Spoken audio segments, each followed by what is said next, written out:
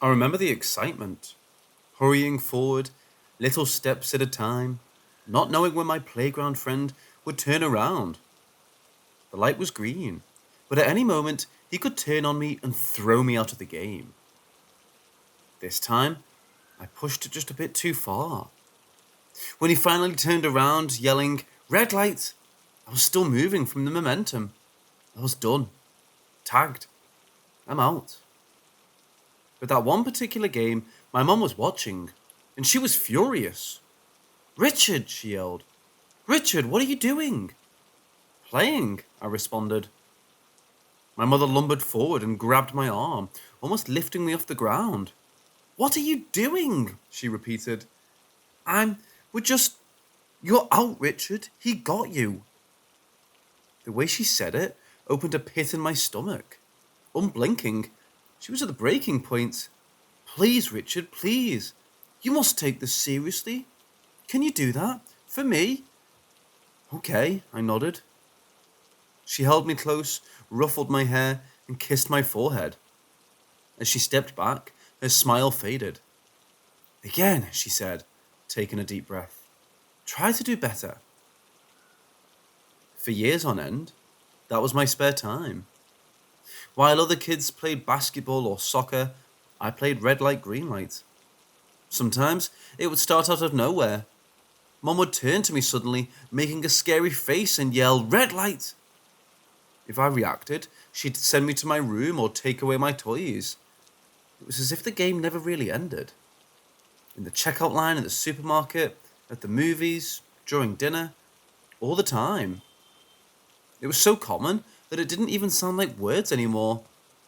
Green light and red light were just these barking noises that made me stand at attention. That's why I write it as red light without the spaces. It just doesn't sound like words to me. Dad participated sometimes, but he was never as enthusiastic. If anything, it annoyed him. He thought it was stressful, and it always put him in this strange mood. I remember once when we were driving through Missouri, when Mom started going, "Red light!" I just sat up straight, staring ahead like a statue. I'd learned not to blink, not to breathe, not an inch. If there was ever a championship in this game, I'd be a world-class contender. But Dad just pulled over and stopped the car. He covered his face with his hands and just cried. I'd never seen anything like it before. "Please, can we just one day? Please, honey, I beg you," he said. "We have to be prepared," she said. "You know that. You think it matters? If it ever comes to that? We have to try. He has to try. Just not now, honey, please." Mum leaned back in her seat with a sigh. She looked at me through the rearview mirror and noticed I was still holding my breath. "Green light," she smiled. "You're gonna do great, Richard." I hope this doesn't make it seem like they were bad parents. They really weren't. They were kind, caring, and worked themselves to the bone so I could have the comforts I wished for. I was their only kid, and they did their best. The one weird thing was their obsession with that one game, and I just couldn't understand it. Not a single day would go by without my mom trying to get me with a sudden red light. But as time passed, we played it less and less. As I grew into a teenager, I often refused to play along. I'd be out of the house for long periods of the time, sometimes spending an entire day or two with my friends. Still, as soon as I was in the same room as my mom, I knew she'd go red light at any moment. It wasn't even a source of tension, it was just something. And sure, I could resist and be mean, but that would just cause trouble. In the end, it was easier to just play along for a few seconds. The light would always turn green again, after all. It was just strange, and I mocked them both behind their backs. Still, it turned into a pretty neat party trick. When my buddies learned that they could make me freeze up by shouting "red light," it became sort of a thing. It even became my internet nickname, Red Light.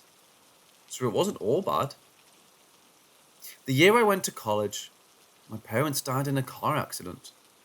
A 5-car pileup. My parents ended up in the middle, and there was no way for EMTs to get them in time. I don't want to go into detail. but there was a fire. It wasn't peaceful. I dropped out of college the first semester. The inheritance, along with their life insurance, was substantial.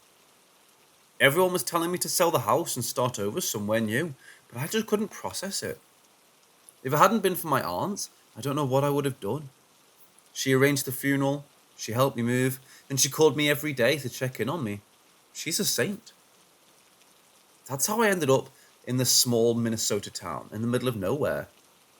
I got a cheap house and a job at the local warehouse, courtesy of my aunt's husband. I didn't mind living in a small community. That suited me just fine. I lived there for a few years.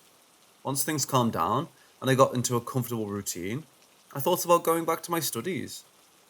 I didn't mind my job at the warehouse, but I always wanted to work with electronics. I thought about taking a class at the local community college, but I was terribly shy. Still, my aunt pushed me to try it at least once, so I did. I went to an evening class in basic electronics. There were 8 other students, and we got to try out shortening a cable. We opened it, cut the copper, put it back together, and the teacher made sure it all worked. It was basic stuff, and we got a thorough explanation as we went along, but it felt great making something with my hands. At the end of the class, I stayed a while to talk with my classmates. Jonah, an unemployed man my own age. Paula, a young woman that wanted to apply for an apprenticeship with a local electrician. 2 men, Will and Gary, who worked at the local community theatre. I ended up in the middle of a lengthy conversation. Just small-scale stuff, smiled Will. Adding little lights to backdrops, that kind of thing.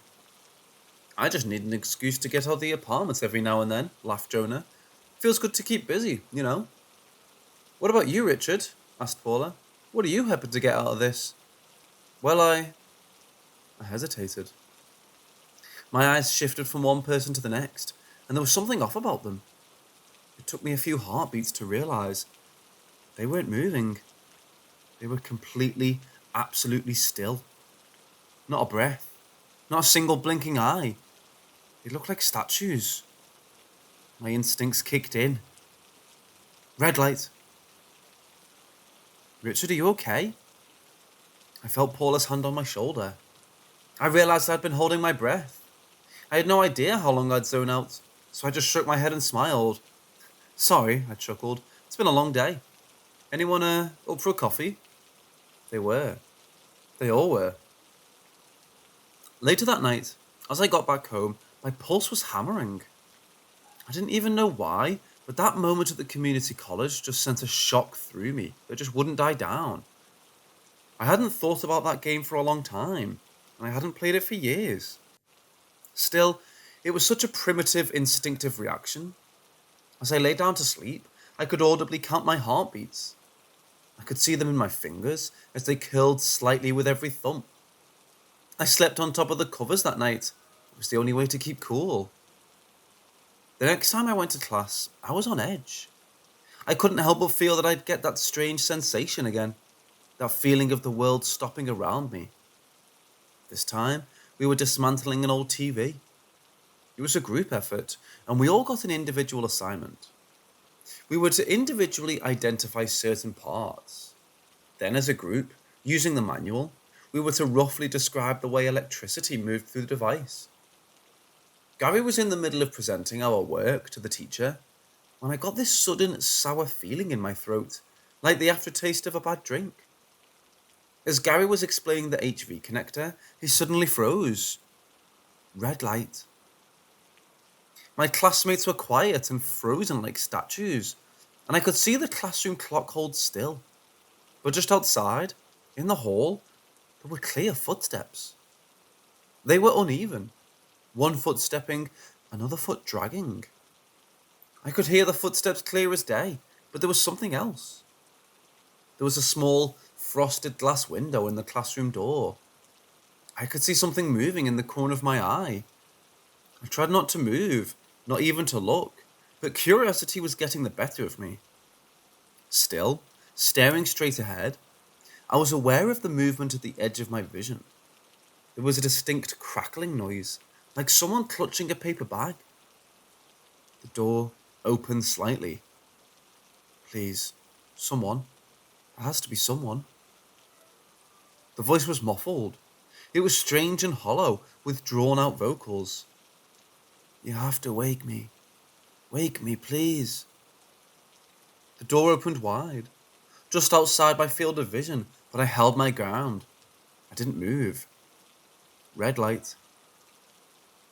Suddenly, Gary was talking. It won't work until you reconnect it, he said, pointing at the flyback transformer. And it wasn't connected when we opened it, so someone's been tampering with it. Well, looks like we have a proper repairman, our teacher laughed. Well done, everyone. Messing with the heatsink too, nodded Will. Do we get extra credit for that? I just straightened my back and stared at the door. It was slightly ajar. Has it always been like that? I was beginning to feel like I was having some sort of episode. It was such an absurd sensation. I got this sour feeling in my stomach, and it just didn't go away. My pulse kept pounding for hours afterwards. Again, I could barely get any sleep. If anything, I was starting to affect my day job. I was drowsy and inattentive, and I'd continuously skip lunch for a nap. Once, as I was getting back to work after a lunch break, I got that awful feeling again. The lunchroom clock had stopped, and I immediately dropped everything I was doing. It took me a few seconds to remember that the lunchroom clock hadn't worked for weeks, and that everyone was just too lazy to change the batteries. I was both relieved and deeply troubled.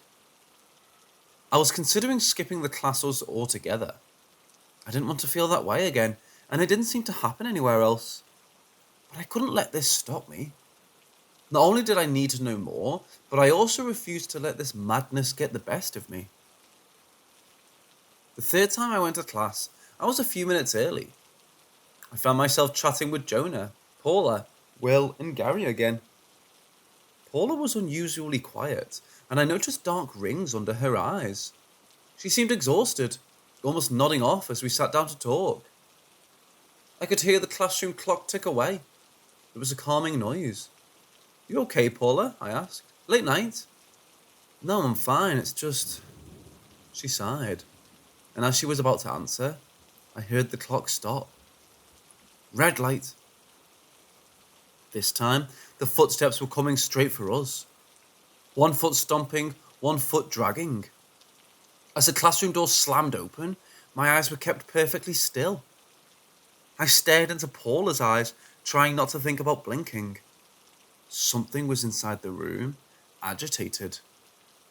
Please, they have to be here. They have to wake me, I heard. The voice was clearer, pleading. Then, Paula blinked. Everyone else was just frozen, but Paula blinked. She was doing the same thing as I was. She was going red light. There, I heard. There, she's there. Wake me, wake me. Paula was panicking. She slightly turned her head to the right, like a gazelle ready to burst into a sprint. I heard a paper bag hit the floor as something big lumbered into view.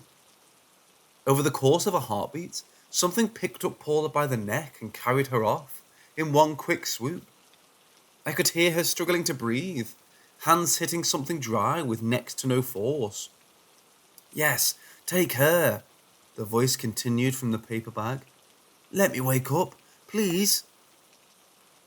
I just kept looking ahead, my eyes tearing up. Paula was screaming, and her scream was changing.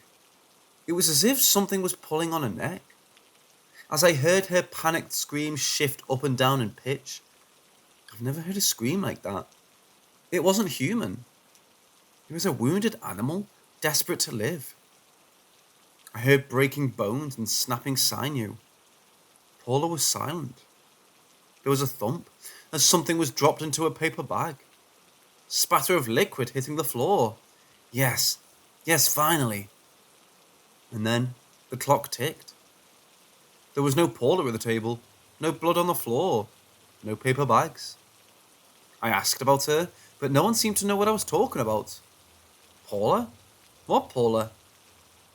Enough was enough. I almost stumbled over a chair as I sprinted out. I couldn't take it. I ran along the hallway, out the back door, through the patch of blue sunflowers raised by the garden club. I knocked over a few bicycles as I jumped a fence to reach my car. I fumbled with my keys, got into the driver's seat, and was out on the road before I even put on my seatbelt. I'd had enough. I wasn't taking any chances. I was leaving the whole goddamn town behind. I took the main street, then a shortcut down by Frog Lake, went through the tunnel out by the lumber mills, and slid out onto the freeway without slowing down. I'd broken a dozen traffic rules already, and I didn't care. The radio was playing the latest pop star sensation, telling me to be myself. But at that moment, I'd have asked whatever God may be to make me someone else. This had to be it. This had to be why Mom taught me to go Redlight. Something in me, in us, allowed us to see and be seen by something we shouldn't. Something made us aware. We were being taught how to hide. Suddenly, the radio stopped. There on the freeway, I went still. Red light. The car was standing still. The engine was silent. I could see rays of light shining down from the streetlights. My instincts kicked in, and I just stared ahead. There was something in the passenger seat, something with a paper bag resting in its lap. I could hear Paula's voice, muffled. I think this is him, she wheezed. I think he sees. He can wake me from this nightmare. It isn't real. It didn't happen. I'm okay. A finger snapped next to my ear. Mom had done it a million times, so I didn't flinch. Instead, I just sat there, sticking to what I'd learned. My lungs ached. Please, just take him. Just in case. Then I'll wake up. This'll be over. There was a rustling noise. A head shaking from side to side. A stiff neck creaking. Please, someone must wake me. Someone must, surely. My passenger leaned in, next to my ear, keeping the paper bag in their lap. They spoke. A strange, dark voice, spoken from dry lips. Hello. My chest ached. My eyes watered, but I stayed still. And I kept imagining that red light in my mind. In those painful heartbeats, I could imagine my mother turning back around with a smile as the light turned green. It would happen. If I just kept still, it would happen. I'd be fine. Suddenly, the radio came back on. The engine was roaring, and I was going 75 miles an hour. I was losing control, sliding back and forth. I took my foot off the gas, kept heading straight, and gradually slowed down. After a few seconds, I was standing still by the side of the road, dry heaving. That could have gone bad. Real bad. 5-car pile-up bad. Needless to say, I've since moved out of town. I think whatever is hunting there is looking for people like me. Those who are aware. Those who can see. I think I get it. I'm still trying to put all the pieces together, but I'm starting to get a picture. I don't get what happened to Paula. It's like she never existed. No online presence, no car, no apartment, nothing. She's just gone. How the hell does the world just forget about someone? Look, all I'm saying is, if you've been taught this game with the same intensity as I have, maybe it's for a reason. Just be ready, in case you're aware.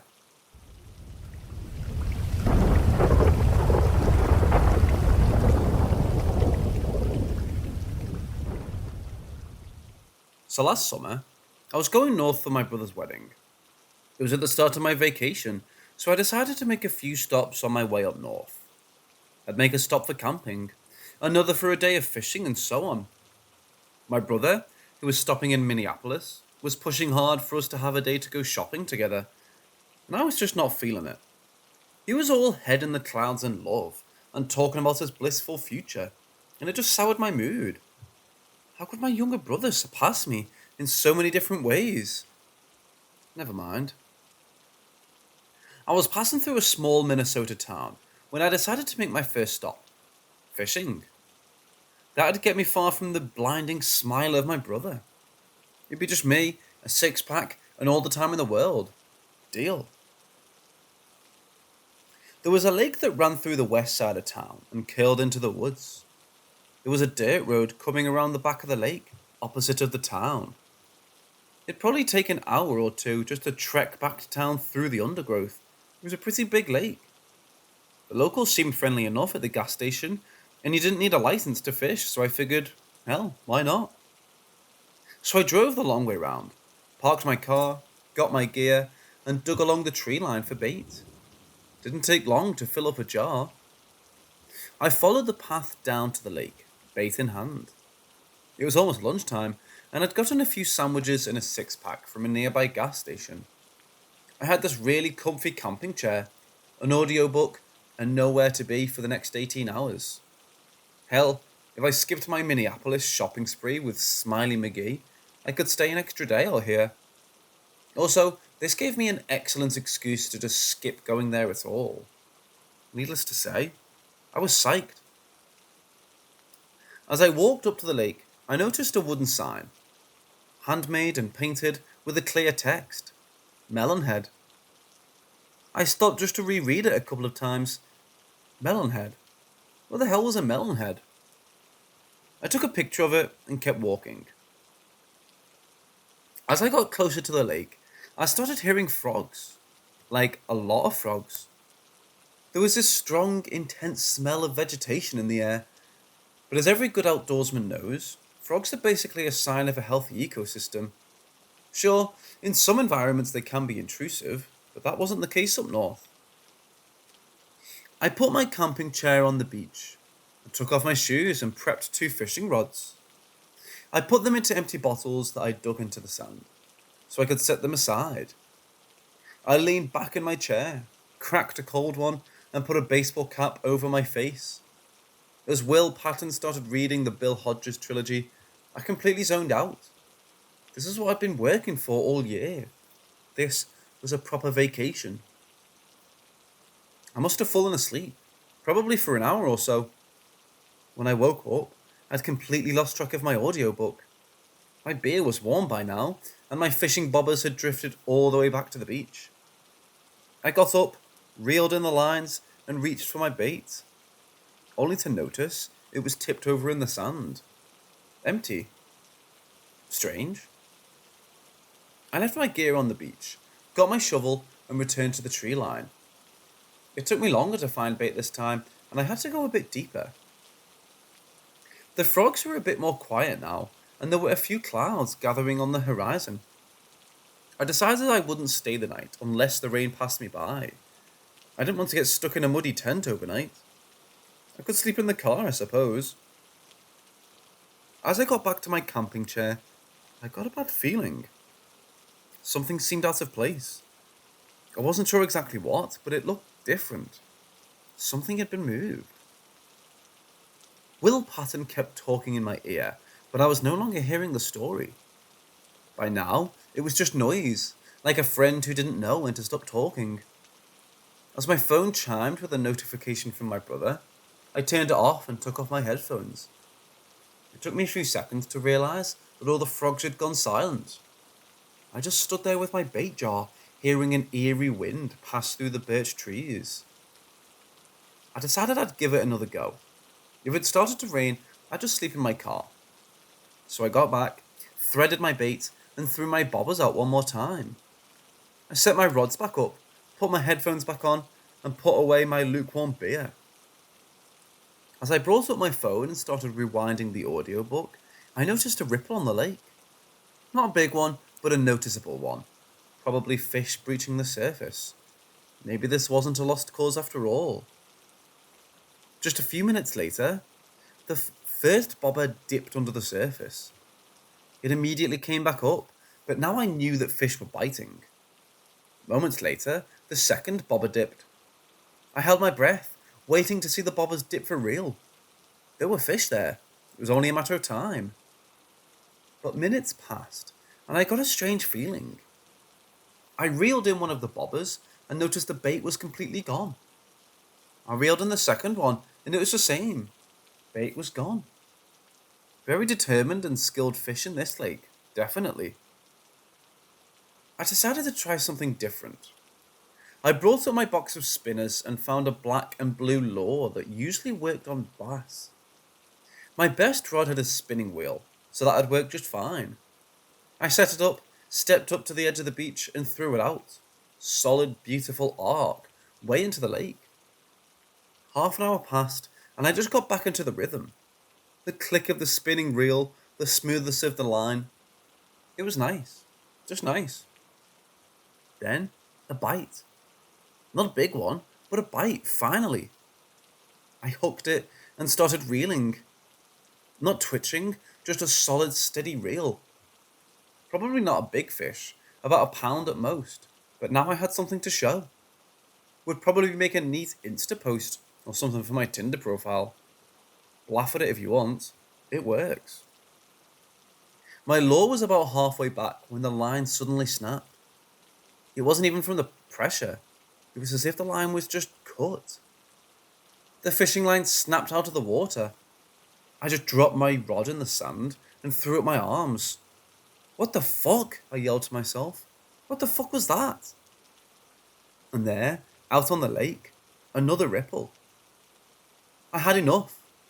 I packed up my things, trudged back to my car, and dumped it all in the trunk, even the lukewarm beer. I left the bait jar in the sand though. These worms were useless. By the time I sat down in the driver's seat, the first raindrops had started spattering against the hood of my car. Then, my phone chimed. Of course, the third time my brother was asking if I would make it to Minneapolis tomorrow. I groaned out loud. I couldn't take that kind of toxic positivity. I just couldn't. I needed space. Sorry, I texted back. I just set up camp. I'm here for at least another day. So as not to make myself a liar, I decided I'd stay the night. I'd sleep in the car and just listen to my audiobook. That was a kind of camping, right? I had a tuna sandwich packed away, and my lukewarm beer was almost palpable. Not much of a dinner, but I didn't feel like going back to town. It felt more appropriate to just stay out in the woods. I put my headphones back on, turned off notifications, and let well pattern creep back into my mind. As the clock crept later and later, my lukewarm beer was running out. About 9 p.m, after a long nap and checking my YouTube subscriptions, I had to take a bathroom break. The woods had gotten really dark, really fast. I didn't have to go far, so I just stepped out into the forest and did my business. For a moment, I just stood there breathing. I could see the lake from there, and I noticed another ripple. It was bigger this time. I zipped up, walked back out on the dirt path, and took a second look. There was something in the lake. Nothing big, but something round, about the size of a basketball. I got back in my car and updated my Instagram. I was a bit pissy about not getting the fishing picture out of this trip, but hey, at least I got a picture of that weird sign. Maybe someone out there knew what it meant. So I took another look at the picture. I noticed two things. One, that round thing in the water can be seen in the background, down by the lake. Two, there was a small spatter of colour at the very top of the sign. It kind of looked like the sign was broken, now that I look closer at it. Gave me an idea. I took one more trip out the car, following the dirt path. Now, I could hear frogs again, and they were getting louder. Probably the rain luring them out, using my phone as a flashlight. I looked around the sign. Just as I suspected, there was a second part to it, just off the path. It had been broken in two. The text was clear. Don't feed. Don't feed Melonhead? What the?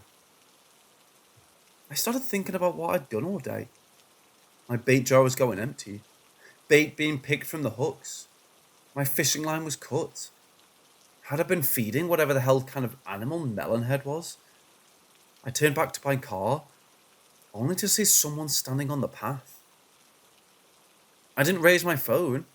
I didn't want to make any sudden movements, I just froze like a deer in headlights. I could barely make out a humanoid shape, but I got this sudden realization that I was out, alone, in the middle of nowhere, and now something was blocking my path. It was tall, like 2 heads taller than me. It had sort of a hunchback, and these long webbed fingers. It had this irregular breathing, rattling a large sack in its chest. It dropped my bait jar on the path in front of me. More. This awful gurgling noise. Somewhere halfway between a regurgitation and breathing in. I carefully picked up the jar and looked up. Whoever this was had this big, melon-sized head. This was what had been sticking out of the lake all day. It even had a tint of green. I need my shovel, I gasped. It's just more. It stepped towards me with a splat. I fumbled backwards, tripping over my own feet. I crawled into the underbush and just started digging with my hands. I stood there on my hands and feet, ripping into the ground with my fingers. Thick globs of something sticky dripped down as Melonhead loomed over me. Every now and then, I felt something wiggle between my fingers as I filled the jar with dirt and worms. I held it up, and Melonhead just poured it over his face. The dirt was filtered out and spat back out as the jar was dropped back down next to me. More! I must have dug for hours. Just as soon as I filled the jar, it emptied it. Hour after hour, I just dug and dug and dug, breaking my nails, having my fingertips cut by little rocks and roots. I've no idea how long I was there. Hours. An eternity. Every time I slowed down, there was this sound like a man-sized rattlesnake getting antagonized behind me. I even stopped pleading. I just kept going. The rain intensified, drenched me, but I couldn't tell if my shivers came from fear or cold. At some point, when I held up the jar, it didn't take it. The sun was rising out of the dark clouds, and the frogs had gone quiet again. My knees crackled as I got back up, and my fingers were trembling. I was covered in dirt, and my clothes were soaked. There was no one there. I leaned against the closest tree, tried to find the right words, but instead just collapsed into crying. When I got back to my car, I plugged in my phone. As it charged, I called the one person I wanted there. My brother. I had to get away. I just drove, mindlessly. I have no memory of what I did or how I ended up at a gas station. I don't have the slightest idea how my brother found me there. I just remember being glad he did.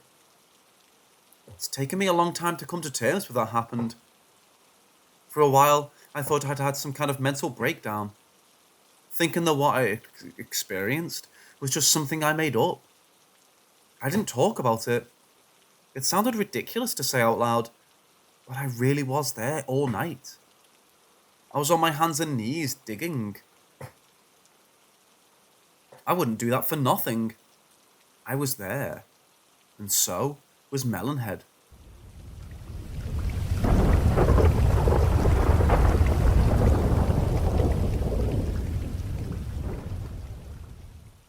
It takes a lot of work to keep culture alive in a big city.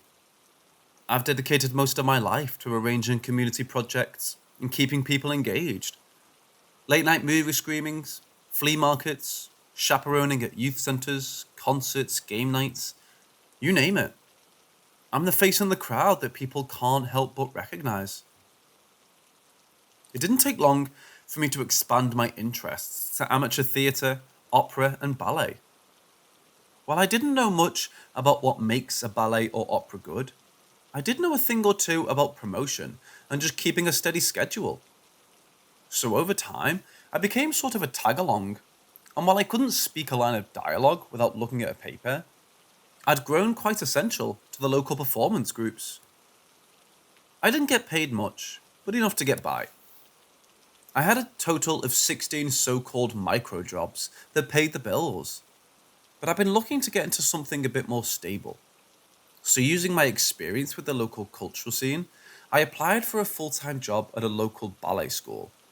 This place had international recognition, and lo and behold, I got the job. Mostly administration and logistics, but I also just helped out during classes. One of my favourite things to do was to help with flyers and social media accounts. I've always been a bit of a hobby photographer, and ballet has such stunning visuals.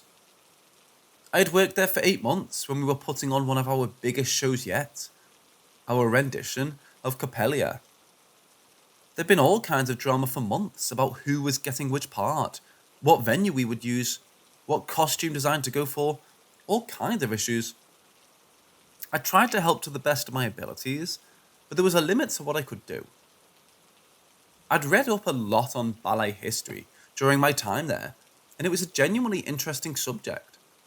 So when we were getting closer to the first show date, I had an idea. See, back in the late 1800s, there was a tradition among certain Parisian companies to perform a ghost ballet. It was essentially just a final rehearsal with a few more extra steps, but it was something I'd never seen performed before. The ghost ballet is performed the day before the first show. It's performed to an empty audience and with no music. The idea is that by keeping the seats empty, you leave room for past dancers to bless your performance. And by performing without music, or killing the music, it leaves room for instruments past to be heard by the special audience. It's all just a way to remind the performance of their prestigious history, and also paying your respects to those who came before. The dance itself is usually just a silent version of whatever you're debuting the following night. I suggested we perform a ghost ballet before our Coppelia debut.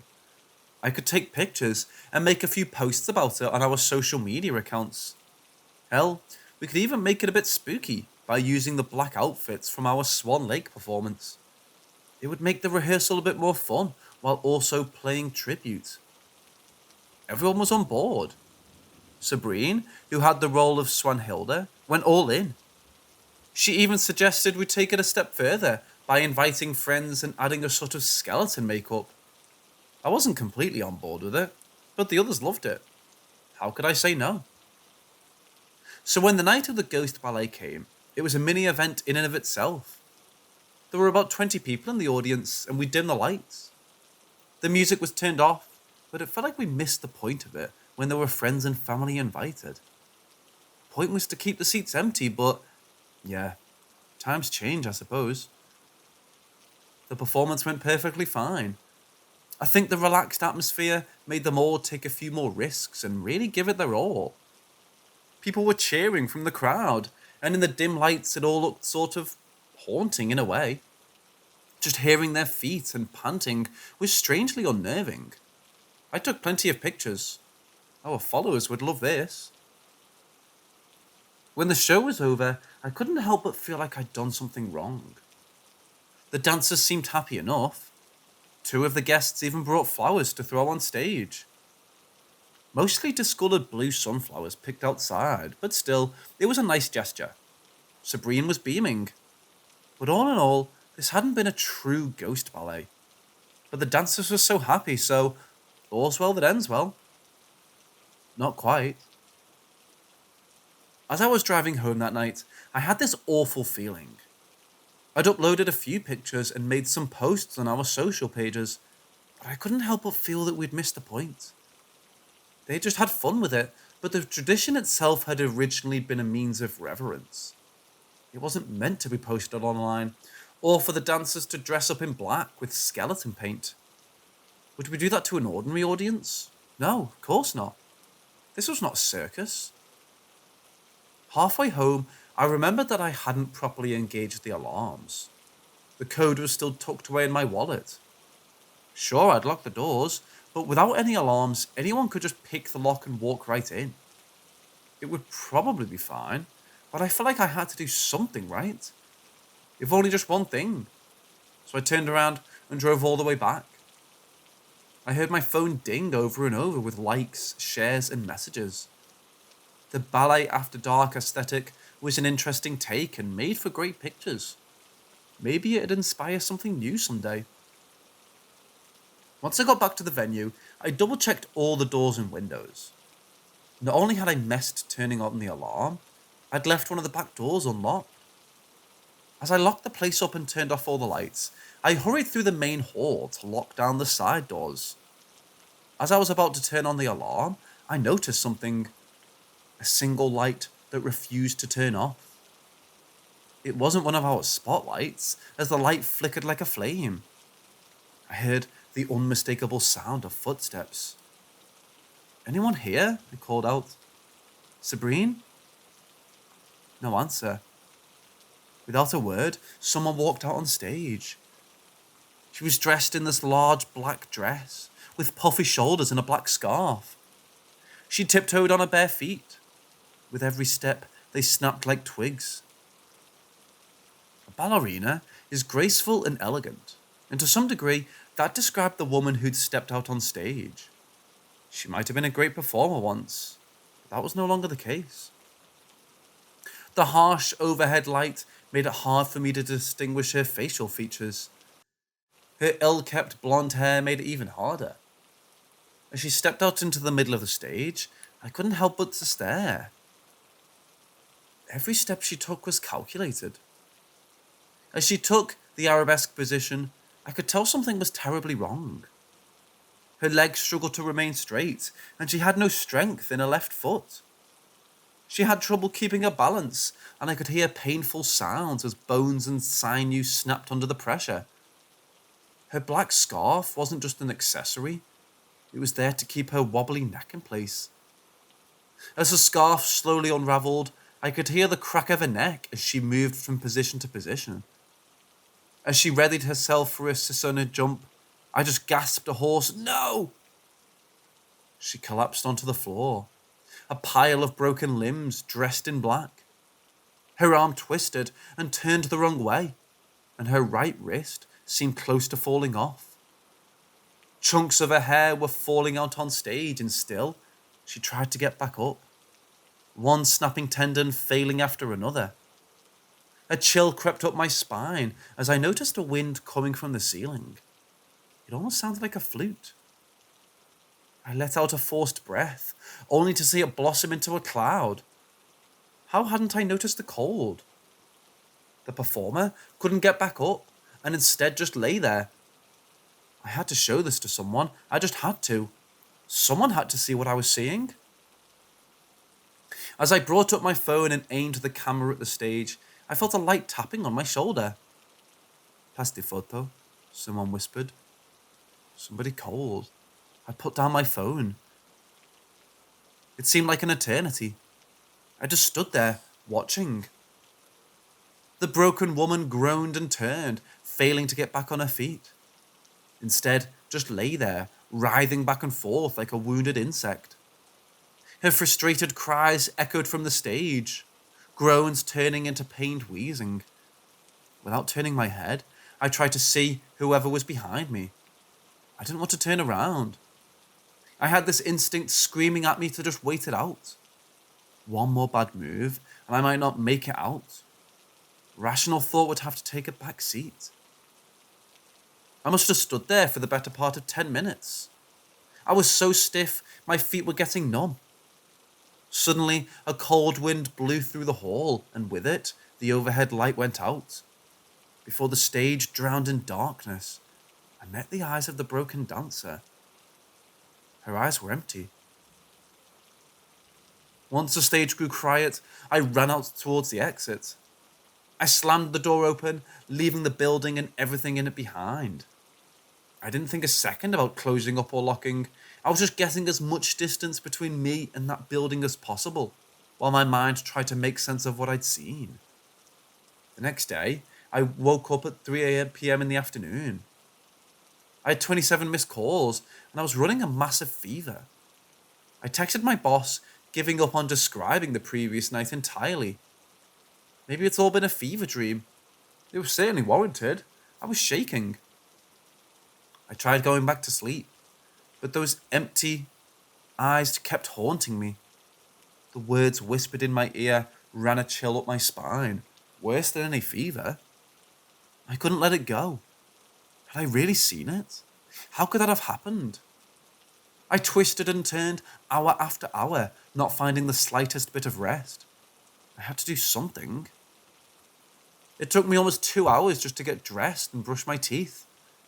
I tried getting in my car, but I realized I might kill someone if I got into traffic like this.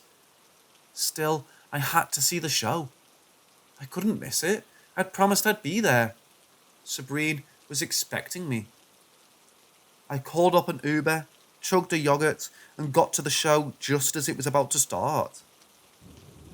The back doors were unlocked, much to my chagrin.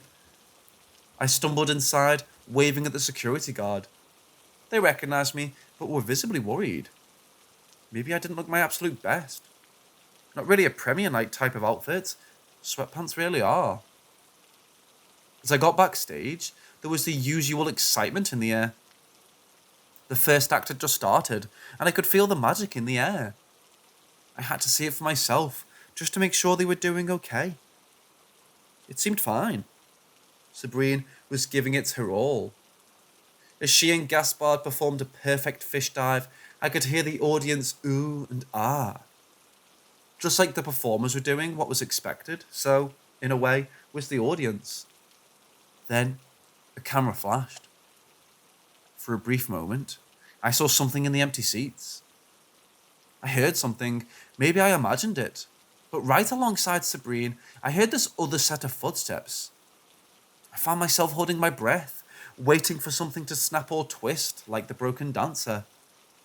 It struck me how, even with all her training, all it took was for a misplaced step for the show to be over. Another camera flash. I looked at the other dancers backstage. We have to. I couldn't find the words. My mind was cramped. I just stared out at the stage, whispering what I'd already been told. Pass the photo.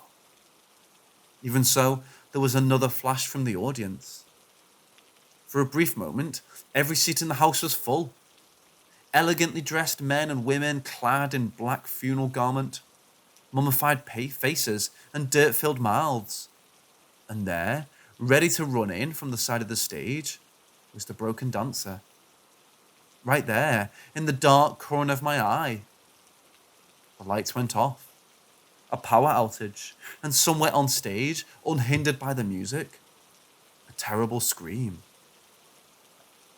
They say that Sabrine lost her balance when the lights went out. She, on the other hand, claims someone tackled her. Either way, when the lights came back on, she was writhing on the floor with her leg broken in 4 places. Gaspard was screaming almost as loud as she was. The audience were taking more photos than ever, flash after flash. I've never heard a scream like hers since, and seeing the terror in her eyes was one of the worst experiences of my life. It was more than just a broken bone. It was the broken heart of a ruined dream. People were rushing to help. Our backstage paramedic hurried out. Curtains were drawn, and our volunteers were trying their best to calm the audience down. I caught a glance of Sabrine as she was carried away. Her eyes, for an instant, looked empty. We haven't performed Capellia since. We've changed venues, and I'm no longer arranging ghost ballets. For a long time, I've suspected that it was inviting outsiders to be part of the audience, to be the main problem. But I have another theory. See, by the turn of the 19th century, photography was still a budding art. It was forbidden at many venues, and mainly ballerinas refused to allow photographers. In fact, that was one of the many rules of the Parisian companies from which the tradition stemmed. Pas de photo. No photography. I can only hope our transgressions are forgiven in time. I hope Sabrine is allowed to recover.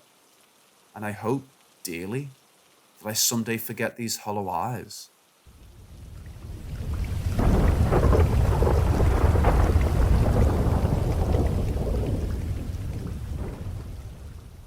Back when I was 6 or 7, my parents, my brother, and I had just moved into a rental in Oregon. It was the point in the move where we had almost all the boxes in the house, and they were stacked high in each room. My parents, for reasons I can't remember, decided to leave a very short time, taking my brother with them, but leaving me alone. I was walking through the one-story house, looking in each room, and enjoying finally having some time alone, when I got to my parents' room. To help you visualize this room, it had French double doors leading into their room with their windows in them. Both doors were wide open to allow plenty of room to put the large furniture in. As you walked in, you had the bathroom to the left and a window on the furthest wall from the door. It was late afternoon, so the light was shining in but not quite casting shadows on the floor. But before I walked in, I saw movement in the light.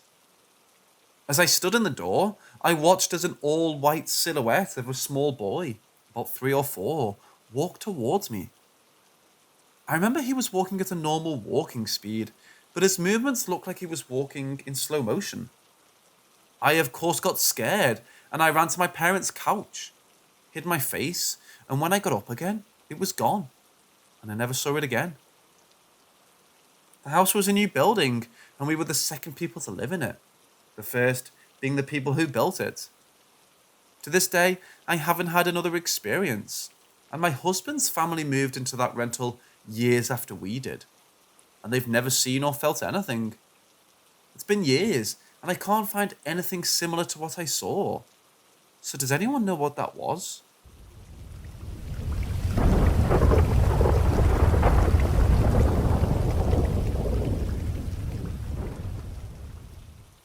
So I've always believed in the supernatural.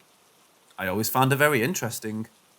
I didn't really think I would experience any paranormal experiences, as my parents were Christians and would always take me to church. So I thought that I was protected by God from the supernatural. That is, until I experienced my first encounter. I was very young, but the memory is very vivid to me. My dad had to go to work that night, so it was only my mum and brother and me at home. Everything was normal until I went to bed. I, as a child, had many sleep problems, some that I still deal with to this day. I'm also a light sleeper, so the smallest sounds would wake me up, and it would take me ages to get back to sleep. Something I would do a lot is put the blanket over my head, and for that reason, it would help me sleep better.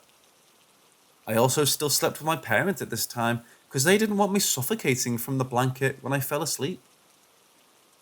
I didn't know what time it was, but I felt some pulling the blanket off my head. I opened my eyes and saw some shoes in front of me. I was about to look up at who it was, but then someone spoke to me and told me not to and to turn the other way. When I turned, I faced the mirror that was on my parents' wardrobe. I remember seeing someone standing behind me on my bed. He was dressed very formally. I couldn't see his face, and at that moment, I didn't really question why he was there, as I was half asleep. I don't remember how long we talked for, but he talked to me until I fell asleep. I remember falling asleep to him, just slowly patting my head and telling me that he's always here. Then I fell asleep. I woke up the next morning and told my mom about what happened. And since my mom was of deep faith, she just chalked it up to me being half asleep and making things up. But eventually she took me to the priest to get blessed, as she thought the devil is possessing me and stuff. My brother experienced meeting the same person, but he was more hostile to my brother. My brother, as he got older, just said he was a kid, and he was just probably bored and relating strange things he saw to things he just watched. I've told many people, but they don't believe me, and some say they do, but I know they don't.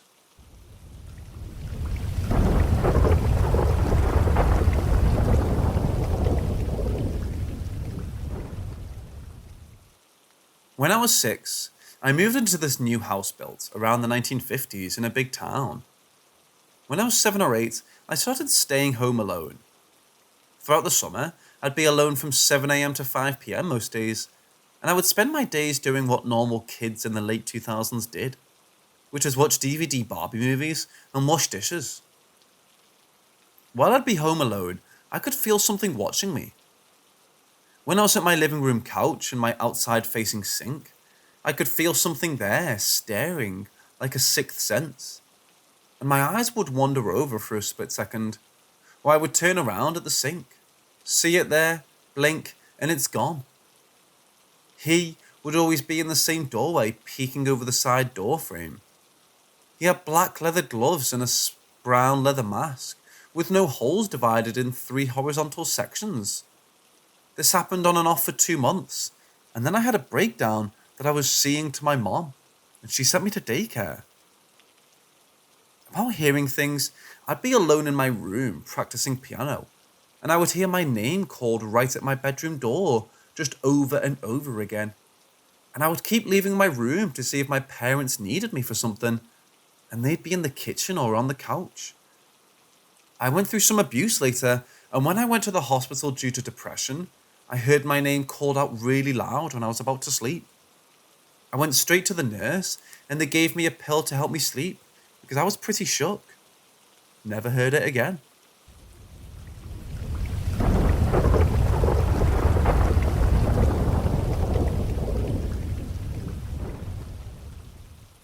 For 2 years, I lived in a house with my husband, now ex, and our 3 daughters.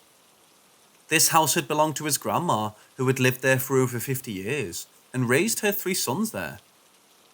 The house is a huge ranch-style home with a basement, 4 bedrooms, 3 bathrooms, 2 different living rooms, a fireplace, and an old grand piano. Very outdated when we moved in, with lots of grandma's stuff still there. Mostly trinkets, books, etc., and the flooring, paint, wallpaper hadn't been updated since the 70s.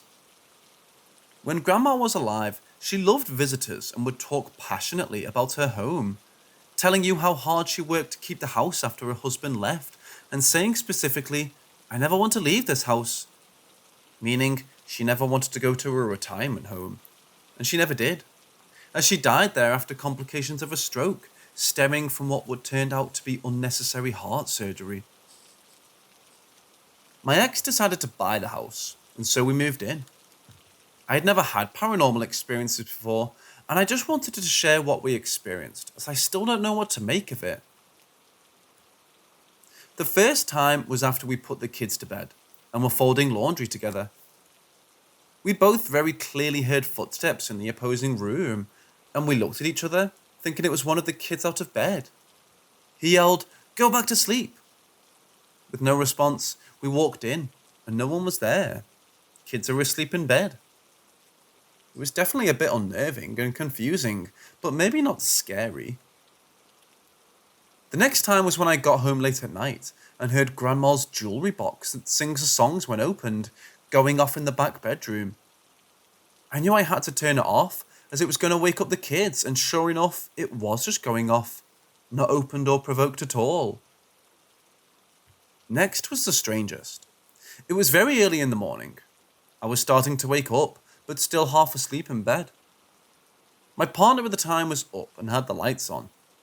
We were preparing to go on a trip that day. I was getting irritated as my kids were yelling, "Mom!" from all the way across the house from their rooms. I was kind of groaning about it, and my ex was finally like, "What?" I said, "Why are the kids yelling all the way across the house? They know not to do that." First he said, "What are you talking about?" But abruptly stopped as we both heard another, "Mom." He acknowledged it and went to check on them and discovered them all sleeping in their beds. Couldn't have been the neighbours, as we can't hear them inside, and it was very early. I sometimes wonder who I was hearing, and I wonder if that experience was real. What else is?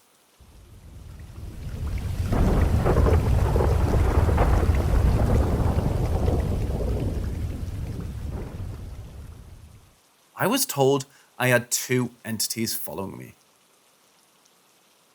A while back, someone I was friends with told me when I came over to visit that I had 2 beings following me. This person also told me they sometimes knew things and saw spirits. I'm a semi-skeptical person when it comes to this stuff, but I ask questions anyways, and I was hoping maybe some of you can have some input. They said that one of these things was an older Hispanic woman, and that she was upset that I was visiting my friend and kept entering and leaving the room to check what we were doing. They asked if my grandmother had died because I am part Hispanic, but I didn't know at the time for sure because I haven't had anything to do with that side of my family since I was a kid. I told them that the grandmother I was raised by was white, and my mother was white and adopted. They also told me the other being was a tall man in black wearing a hat, and he was in the background just checking things out. Whenever I questioned them more about this, as I did several times, they would just tell me the man in black seemed fine and just an observer, but to watch out for the older Hispanic lady.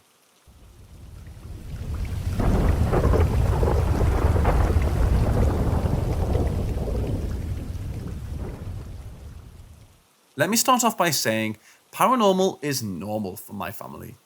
So ghosts, spirits, spooks, whatever you like to call them, have never been a taboo subject for us. Growing up, you see something, you tell someone, and everyone listens and gives advice. I grew up never being afraid of the paranormal and was taught to be respectful.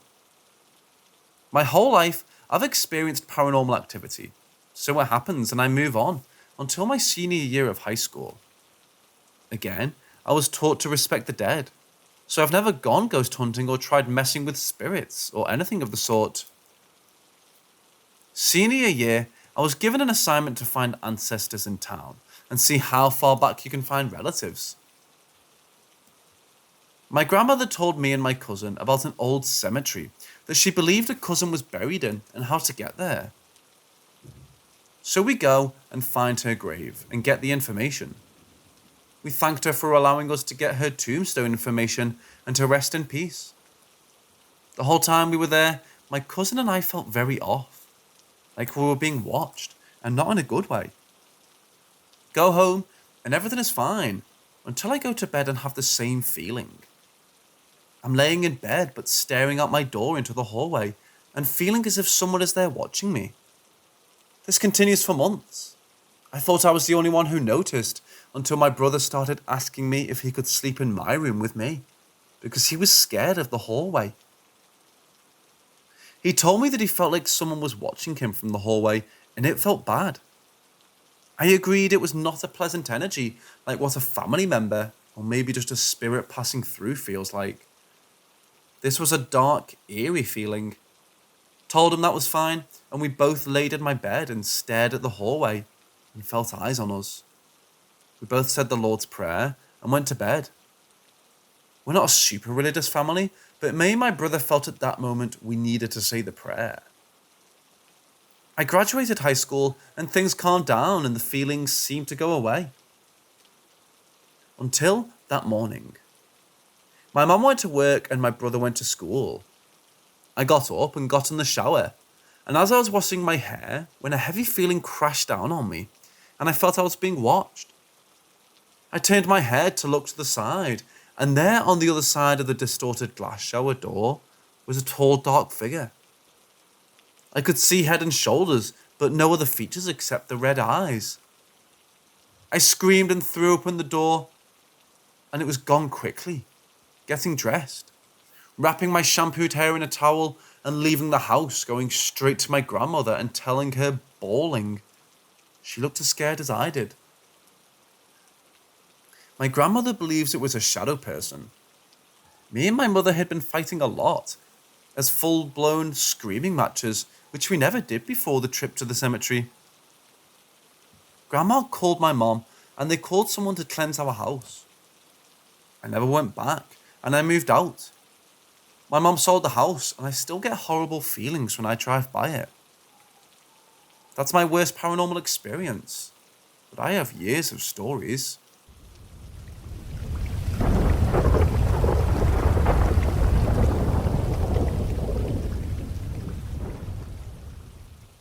I just want to share a haunting from when I was 12 years old. My house is adjacent to my aunt's house.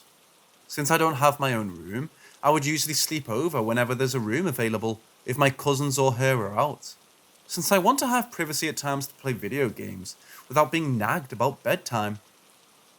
My cousins think their house is haunted since people were supposedly tortured nearby during World War II, before the house was built.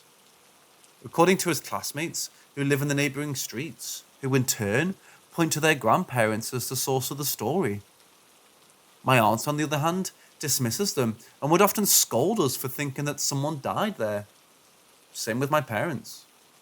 According to them, they have lived in the house since they were born and never felt, heard, or saw anything paranormal. When we asked my grandparents, all they knew was that it's a junkyard when they bought the lot in the 70s after escaping Vietnam, and never asked the previous owner about its past. Although they urged me to pray when sleeping over, just to be safe. As for me, I didn't experience anything safe for loud footsteps in the hallway during dawn, which I just attribute to others in the household going to the bathroom or for a snack downstairs. That is, until I was home alone for the first time. My aunts, cousins, and parents went to our province to bond with my grandparents. I didn't go, since there's nothing to do there. Once they've left, I locked all the doors and windows and set the alarms before going to my aunt's room. Right next to the bed is a television screen where I can view our CCTVs. After checking the premises, I just played video games and watched a bit of Japanese you-know-what until 3 a.m. I went to the bathroom before sleeping where I passed by hanging laundry. I could have sworn seeing silhouettes wearing the clothes and just standing there. However, I just continued with my business and thought nothing of it. Must have been just my imagination, since I am sleepy and have read somewhere that the mind can play tricks with the senses in the dark. I was suddenly awakened by loud footsteps in the hallway, and around 3 knocks in the bedroom door an hour later. Fearing someone broke into the house, I took my aunt's .45 caliber and butterfly knife as I checked the CCTVs. Everything's clear inside. All the doors and windows are intact, so are the walls. There's nothing on the other side but complete darkness. In the yard, there's nothing but frogs which have made it their home for some reason. I looked at the crack at the bottom of the door and saw feet barely covered by what seems to be a white dress outside, standing in front of the bedroom.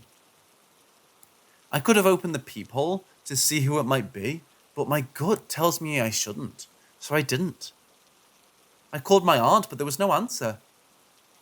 Thought of doing the same to my parents, but the fear of being reprimanded for still being awake at 4 a.m. took over. As for the police, they told me I'm just imagining things and hung up. With nowhere to help, just pushed the chairs in the room towards the door, placed whatever I could on top, covered myself in bed, and hoped for the best, as whatever's outside started stomping back and forth across the hall, as if in a tantrum. By some miracle, I eventually fell asleep. Last thing I remembered was still seeing nothing on the CCTV in the hall. When I woke up around noon, I saw the lights in the house, except in the room where I'm in, open. I told my aunt and parents what happened and got them to admit that the house is indeed haunted. How? Well, a concerned neighbour who lives at the end of our street asked them who the girl in white she saw pacing around inside my aunt's house on the 2nd floor, on her way to work around 5 a.m. As it turns out, my aunt and mom dabbled in witchcraft in their younger days out of curiosity, after hearing it could bring them good fortune in school, and perhaps even gain the attention of their crushes. Must have attracted some elementals during their rituals, which they would prefer for the kids not to know, since they're gradually in the process of having them removed from the houses. Apparently, that's the reason my grandparents had the trees in the yard cut down. The yard itself cemented, incense burning on most nights, and priests and fellow practitioners visiting regularly to check up on things when we were at school or vacation. I continued my sleepovers, although I have the light in the hallway and restroom turned on. On the other rooms, I'm not sleeping in a locked from the outside when I'm alone. The activity eventually ceased a year later, although they seemed to return in the form of footsteps or unintelligible whispers in the hallway and stairs, late at dawn, during Halloween and All Saints' Day, of years ending in odd numbers, except last year. We just ignore their visits as long as they don't hurt anyone, and we don't see any full-bodied or any type of apparitions. It's nice of them to stop when someone is going to and from the bathroom or downstairs. As for why it took 20 years for the elementals to be removed, or at least their presence to reduce to visits, according to another practitioner, it seems every time a horror story is told verbally in the house, which is almost every Halloween, the elementals are convinced to stay longer. Thus, it's been forbidden to do so there ever since 2004 for good measure. If my cousins want to tell ghost stories or watch paranormal stuff, they just go to our house to do so to use our headphones. Ours is safe and spared from paranormal activity in my aunt's house, supposedly because Mom buried some kind of charm below our living room that she brought from church before taking the nursing board decades ago.